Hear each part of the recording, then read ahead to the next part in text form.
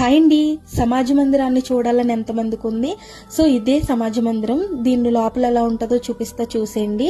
దీన్ని అయితే ఇక్కడ బెతకనేసేది అంటారు. యాక్చువల్గా అయితే ఇక్కడికి లోపలికి లేడీస్కి అయితే ఎలా ఉండదు, బట్ నేనైతే పర్మిషన్ తీసుకుని వెళ్ళాను. ఇక్కడ ఓన్లీ జెంట్స్ మాత్రమే ఉంటారు. లేడీస్కి సపరేట్గా రూమ్ ఉంటుంది సైడ్. ఇంకొకటి ఏంటంటే వీళ్ళు డేలో 3 times కూడా సమాజంగా కూడుకుని దేవుని స్తుతించుకునే ప్లేస్ ఇదే. ధర్మశాస్త్రాన్ని కూడా పఠిస్తారనమాట ఇక్కడే కూర్చొని.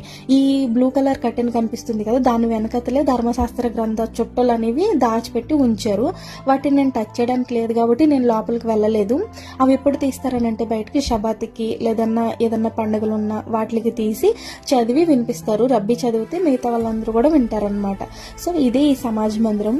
ఎలా ఉందో చెప్పండి. ఇంకా ఇక్కడ ఒక ఆయన కనిపిస్తా ఉన్నారు కదా, ఈయన ఏజ్ ఎంత ఉంటుందో తెలుసా? 100 years దాటే ఉంటది అనమాట. అయినా సరే హెల్దీగా ఉండి ఈ సమాజ మందిరాన్ని జాగ్రత్తగా చూసుకుంటున్నారు. నచ్చితే ఒక లైక్.